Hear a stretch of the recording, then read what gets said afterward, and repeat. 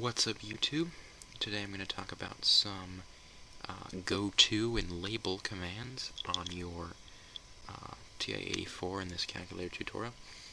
So we're going to jump right in, and we're going to actually edit a program today. We're going to go over to Edit, scroll down to Quad Form, our first program, hit Enter, and it's going to pop up with the code that we already did for the quadratic formula. But what we want to do is we want to ask the user if they want to repeat the program at the end of the program. And of course you can use a while loop as well, but that would entail typing in at the beginning how many times you want to run the program, and then the program running that many times. But we want to go to the end of the program, ask, do you want to repeat this? And then cycle back to the beginning. So at the very beginning, we're going to hit second delete. That's going to insert. We're going to insert a line. We're going to go up. We're going to go to program. We're going to scroll down to this label here. And what this does is it labels the that spot in the program. And so we're going to label it 1. So if we tell the program to go to a specific label, for in this case label 1, it'll go to wherever we labeled it and continue the program on from there. So now this is all the same. We're going to go to the end, hit enter, and now we're going to display. Go over to display, enter, alpha lock, repeat. Repeat. And this is a question. We're going to add a little question mark with our negative sign, and the parentheses, or quotations, excuse me, and go on to the next line.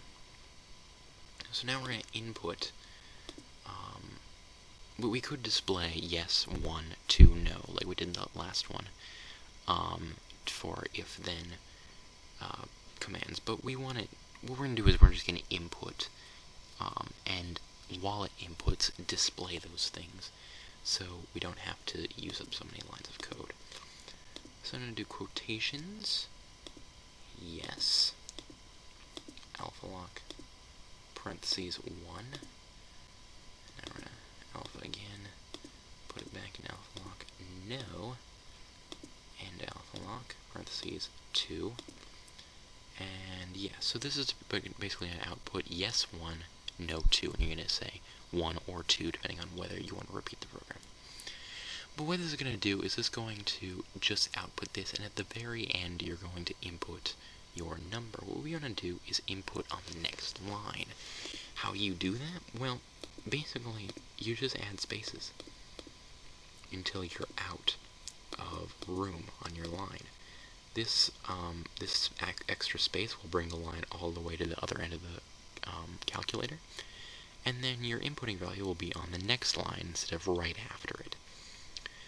So we're going to do comma theta, because theta is a good variable to use for your ifs and thens and that type of thing.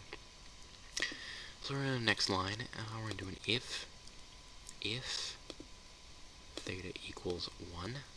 Second math to get your equals 1. Now instead of typing in then, we can just do whatever our command is after this if. Since our next command is just going to be one line, this if makes the next line automatically assume that that is being commanded by this if, basically.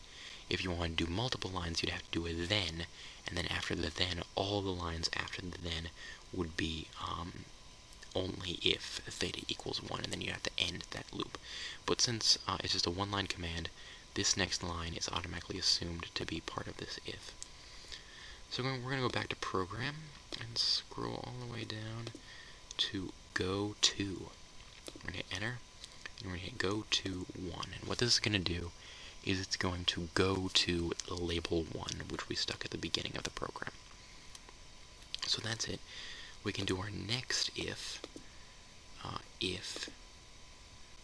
theta second math equals 2, and this again we can just do a one-line command. We don't have to do the then part, and we want to terminate the program because we didn't want to repeat it. So we're going to go to Program, we're going to scroll down to Stop. Stop right there. And you think End would terminate the program, but no, you have to use this Stop command to actually terminate the program. So we're going to quit here, and we're going to go back to the Program menu, go down to Quadratic Formula, hit Enter, and start the program. So now we can see A. We'll just plug in some numbers, see if it works.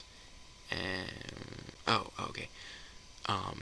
So that quadratic equation, the 1, 3, and 6, would give us, obviously, as it says, a non-real answer. And that's unfortunate because we want to know the answer. So instead of just doing it by hand, you can actually change the mode by going to the mode button on your calculator and scrolling down to real, scrolling over to A plus BI. And what this is going to do is going to change your mode from real to imaginary, so that you can now output imaginary answers, and it'll just put it in A plus BI format. What you can also do is, if you're making programs for other people who don't know how to use that, you can go into Edit Quad Form. We're going to insert, second delete is insert another line, and we're going to go back to our mode menu now, and you notice that nothing is highlighted. That's because you can actually use these as commands in the program. So we're going to scroll down, go to A plus BI, hit enter, and now the program automatically sticks the calculator into your A plus BI mode when it starts.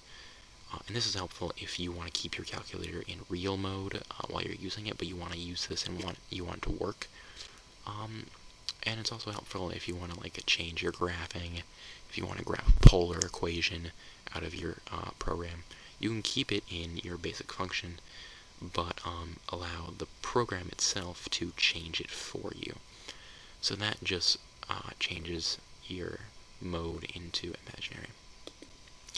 So now in a second mode to quit, we're going to restart the program. Just hitting enter will do that.